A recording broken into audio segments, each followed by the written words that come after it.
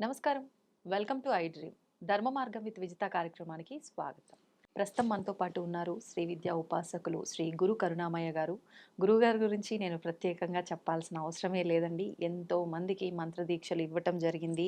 ఆహ్, నిజంగా ఎంతోమంది కుటుంబాల్లో ఉన్న ఇబ్బందులను బట్టి వాళ్ళు గురువుగారి దగ్గర మంత్రదీక్ష తీసుకోవటం వల్ల వాళ్ళకు తెలియకుండానే ఆ కష్టాలని దాటేసి ప్రశాంతమైన జీవితం అనుభవిస్తున్నాము అని చెప్పిన వాళ్ళు కూడా చాలామంది ఉన్నారు. అసలు నిజంగా గురువుగారితో మంత్రదీక్ష తీసుకోవడానికి ఎదురు చూస్తున్న వాళ్ళే చాలామంది ఉన్నారు. స్వతహాగా అది నాకు ఎలా తెలుసు అనంటే చాలామంది నన్నే అడగటం జరిగింది. గురువుగారు ఎప్పుడొస్తారు? ఎలా కలవచ్చు?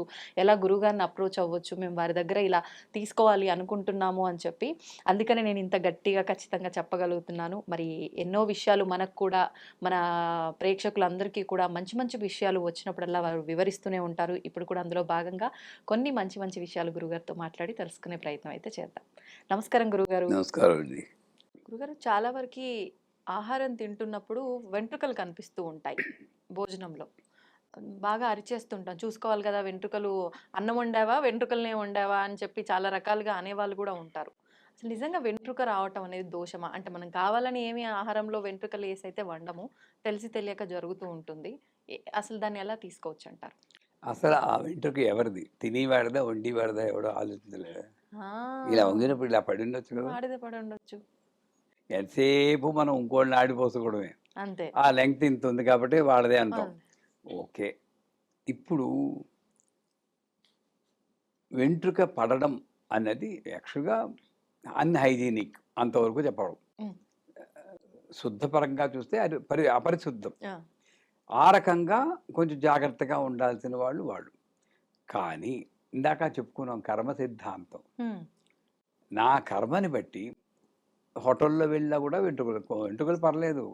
బొద్దింకలు, కప్పలు, బల్లులు అవన్నీ కూడా వస్తున్నాయి కదా ఇప్పుడు. అవును గురుగారు. సో, వాళ్ళు ఇప్పుడు యాక్చువల్‌గా చెప్పాలంటే హ్మ్. ఇందాక ఒకసారి అడిగారు ఇల్లాలు ఎలా ఉండాలని. ఆడవాళ్ళు వంట వండేటప్పుడు తల దూకొని, కట్టుకొని చేస్తే సాధ్యమైనంత వరకు ఆ చిక్కు తీసుకున్నప్పుడు కావాల్సిన పోతాయి. వెంట్రుకలు కింద పడిపోతాయి కాబట్టి హ్మ్. వెంట్రుకలు పడడానికి ఆస్కారం తక్కువ. హ్మ్. మనం జుట్టు విరబోసేసుకుంటారు కొంతమంది. అవును. అది అలాగే వండుతారు. సో, నేచురల్లీ కొంత పడడానికి ఉంది. అక్కడ వాళ్ళ దోషం కొంత ఉంది. హ్మ్. అది వాళ్ళు సరి చేసుకోవాలి. కానీ దీన్ని వెంట్రుక రావడాన్ని జీవితానికి పెద్ద దానికి ఒక సూచన కింద చూసుకొని, హ్మ్. వెంట్రుకొచ్చిన కన్నా బతుకు బస్ స్టాండ్ అయిపోతుందని దాన్ని ఎక్స్‌పాండ్ చేసుకోవాల్సిన అవసరం ఏమాత్రం లేదు. మా పీఠంలో ఉన్నప్పుడు ఒకటో రెండో సార్లు వచ్చాయి. హ్మ్. హ్మ్. అదే మాట్లాడకుండా తీసి ఇలా అనేసి పడేసాను. మాక్సిమం మీ రియాక్షన్ ఏముండాలంటే చాలు. లేకపోతే అది కూడా చెప్పలేతే తృప్తి రాదు. ఆ! మైండు ఈగో ఏమిటి ఇది సాటిస్ఫై అవ్వదు. ఈగో అవును. ఈగో సాటిస్ఫై అవ్వదు. ఆ! చ మొహం మాత్రం మారకూడదండి. హ్మ్. Expressions follow. పెట్టేయాలి. ఆ! అది ఉత్తమ లక్షణం. దాన్ని మళ్ళీ మనం వెంట్రుకొస్తే తప్పు, అదొస్తే తప్పు, తులసాకొస్తే మంచిది అంటే అది దానికి అసలు ఏమి ప్రూఫ్ లేదు. హ్మ్. సాక్ష్యం లేదు. శాస్త్రం కాదు. ఓకే. చేత వండి వాళ్ళు కూడా కాస్త కట్టుకుని వండితే ఈ ఇది రాదు. కేశములు, క్లేశములు, పాపములు ఇలాగ లింక్ పెడతారు. ఆ! ఆ! ఇవన్నీ గూడా. ఆ రకంగా చూసినా గూడా వెంట్రుక రావడం అంత మంచిది కాదు.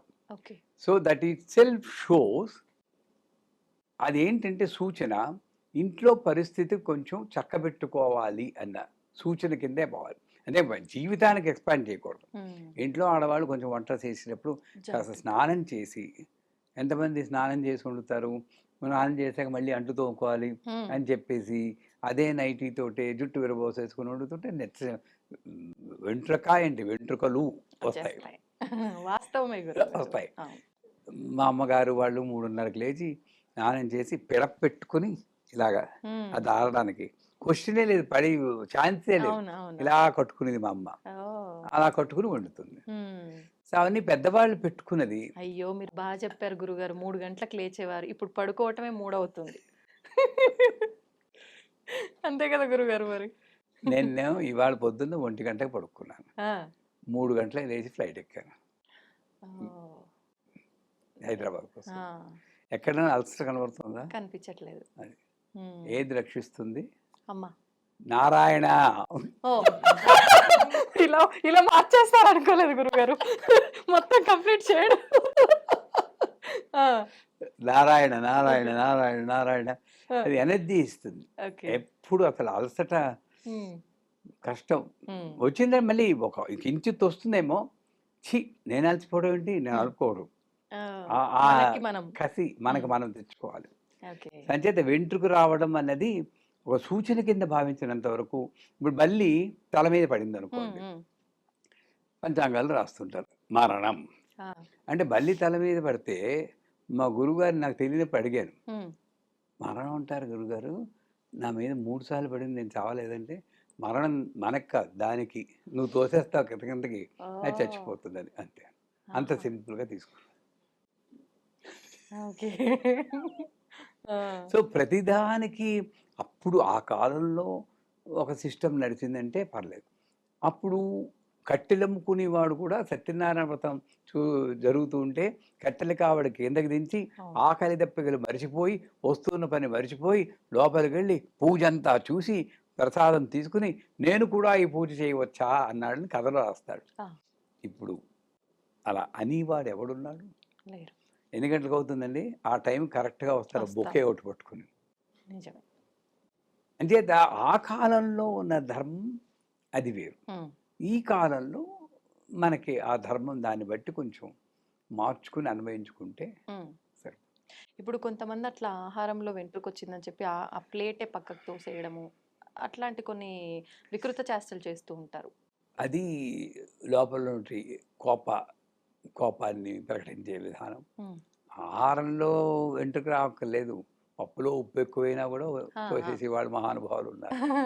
అలాంటి వాళ్ళకి వచ్చి జన్మలో వంట కట్టెల పొయ్యిని ఎండలో కూర్చుని పెద్ద ముక్కుల్లో నూనె పెట్టి వంటలో ఉండే భాగ్యం కలిగిస్తుంది అమ్మవారు. ఉమ్, ఎందుకంటే వండిన అన్నాన్ని నువ్వు తోసేసావు కదా, తోసేసావు కదా. ఆ కష్టం తెలియాలి. ఆ కాస్త పాడైంది, ఉమ్, ఉమ్, తీసి పక్కన పెట్టు కొంచెం, అంతే. మొత్తం అంతా తొయ్యాల్సింది. ఉమ్, ఇప్పుడు అదే మనిషి ఏ భూకంపం వచ్చింది, చైనాలో భూకంపం వస్తే ఖాళీ బూట్లు తిని బతికారు 7 రోజులు. ఉమ్, అలాంటి పరిస్థితి నాకు రాకూడదంటే ఇలా నేను తొయ్యకూడదు. కరెక్ట్.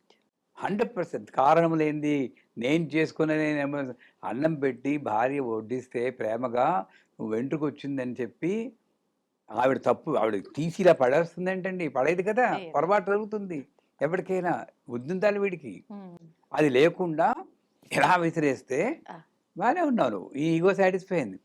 ఇంకో జన్మ అంటూ ఉన్న ఈ జన్మలోనో ఎక్కడో ఇరుక్కుపోయి ఉమ్, అన్నం లేకుండా ఇవన్నీ అంతకన్నా అశుద్ధమైన తింటూ ప్రాణం నిలుపుకోవాల్సిన శక్తి, ఆ దౌర్భాగ్యం రాకూడదంటే అది తీసి పక్కన పెట్టి మామూలుగా నారాయణ అనుకుని నేను ఉమ్. అలాగే తినేస్తాను. ఓకే.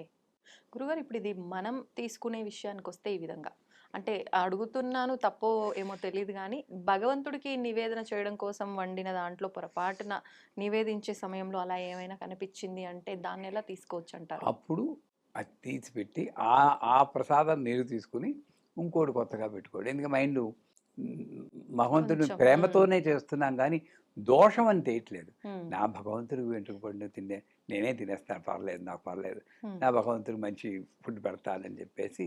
ఇప్పుడు ఒకసారి పప్పు అన్నం వండారు ఉమ్, మావిడ. నేను వండేటప్పుడు అప్పుడప్పుడు అనిపిస్తుంది, నేను ఎందుకైనా రుచి చూద్దాం అనిపిస్తుంది. ఉమ్, నాకు ఆ విషయంలో శబరి గారు మా ఆదర్శ పురుషుడు వాడు. ఆ, ఎందుకు ఒకసారి ఇలా తీసి ఇలా రాసుకున్నాను, ఉమ్, ఉప్పు కషం. నాకు ఇంక పెట్టబుద్ధి లేదు, అది తింటుంది ఉషా, ఉప్పు ఎక్కువైపోయింది, ఒక్క 5 నిమిషాలు ఆగండి, మళ్ళీ ఇంకో పప్పు చేసి ఇస్తాను అన్నారు. ఆ పప్పు ఏమో మళ్ళీ మేము రిపేర్ చేసుకుని తిన్నాం, ఓకే. కొత్త పప్పు ఏమో అమ్మవారికి. అమ్మవారికి. ఇది లైఫ్ స్టైల్ నా చేతిలో ఉంది, మన ఉమ్, చేతిలో ఉమ్, ఉంది. అవును. నువ్వు అదే డిప్రెషన్గా ఆలోచించి దీనివల్ల నా జీవితం పాడైపోతుంది అనుకుని వాళ్ళని తిట్టి వీళ్ళని తిట్టి ఇల్లంటే ఒక నరకం చేసుకోవడం మన చేతిలోనే ఉంది. ఉమ్, లైట్గా తీసుకుని సే నేను కొంతమంది ఈ వెంట్రుక పడ్డది ఉమ్, అది పని మనిషికి ఇచ్చేసి తినేస్తుంది, అది మహాపాప్తం. ఉమ్, ఆవిడ మనిషి కాదా? మనిషి. 2 రోజులు అన్నం పెడుతున్నాం, అవును. ఫ్రెష్ అన్నం పెట్టలేరా? పెట్టచ్చు. అవన్నీ కుక్కకు కూడా నేను ఒక వీడియోలో చెప్పాను. హ్మ్. కుక్కకు కూడా బ్రెడ్ మాసే అది పాడైపోయిన బ్రెడ్ 2 రోజులు, 3 రోజులు బ్రెడ్ కుక్క తినేస్తుంది పడేయండి. హ్మ్. అంటే వాడు ఇలా పడేస్తాడు. మరి అదే దత్తాత్రేయుల వారి గుడికెళ్ళి కాలభైరవుడికి వాళ్ళకి దండాలు పెడుతున్నాడు. ఈ కాలభైరవుడు కాదా? ఎక్కడో ఫాల్ట్ ఉంది నాకు. ఉంది. ఉంది. సో నేనేం చేయాలి? ప్రతి జీవి నాలాంటివి. నేను ఆత్మ పదార్థాన్ని చూడాలి గానీ శరీరాన్ని చూస్తున్నా. అక్కడ పొరపాటు. హ్మ్. శరీరంలో స్త్రీ అంటారు, శరీరంలో పురుషుడు అంటారు, శరీరంలో కుక్క అంటాం. కానీ ఆత్మ పదార్థం చూసినప్పుడు అన్నీ ఒకటే. హ్మ్. సో ఆ కుక్క కూడా నేను ప్లేట్‌లో పెట్టి ఫ్రెష్ బ్రెడ్ పెట్టి హ్మ్. ఒక ప్లేట్‌లో పెట్టి ఫ్రెష్ బ్రెడ్ పెట్టి ఒక నీళ్లు హ్మ్. పెట్టగలిగితే అది ఉత్తమమైనటు సాధకుడి లక్షణం. ఓకే. మేము బయటల పైన కాకులకి మిక్స్చర్ తెచ్చి వేసి హ్మ్. ఒక గ్లాస్‌లో నీళ్ళు పోస్తే నీళ్ళు. మాకు హోమం చేస్తూ అది చూడడం నాకు సరదా.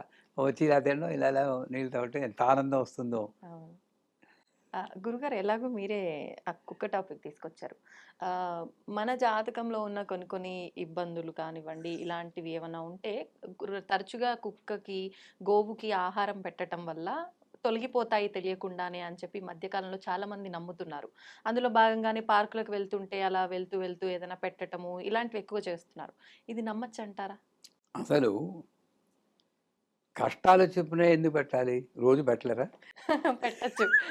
అప్పుడే భగవంతుడు గుర్తొస్తాడు. నన్ను అడిగితే హ్మ్. రోజు పెడితే కష్టం వచ్చి మళ్ళీ పెట్టే అవకాశం రాకుండా ఓకే. నేను తిని దాంట్లో ఒక ముద్ద పక్కన పెట్టుకుంటే ఆ ముద్దని ఏ కాకో ఏ కుక్కకో వేస్తే హ్మ్. నాతో పాటు సమంగా నేను పశుపక్షుల్ని జంతువుల్ని చూస్తున్నానన్న స్థితిలో నేను ఉంటాను తప్పితే నాకు ప్రాబ్లం వస్తే కుక్క కన్నం పెడితే పోతుంది, హ్మ్. కాకి కన్నం పితృదేవతలు ధరిస్తారు. ఇవన్నీ నేను ప్రతిఫలాపేక్షతో చేసేటివే కాదు. దానికన్నా ప్రతిరోజు కూడా ఎంతో కొంత మిగతా వాళ్ళకి పెట్టి నాతో పంచుకోగలిగితే హ్మ్. అది ఉత్తమమైన లక్ష్యం. శ్రీమాత్రుడు. నేను ముగించలేను మీరే దండం పెట్టి సంతోషం గురుగారు. ఇప్పటికే నేనన్నట్టుగానే అన్నదానికన్నా ఎక్కువ సమయమే ఇచ్చారు. ధన్యవాదాలు గురుగారు.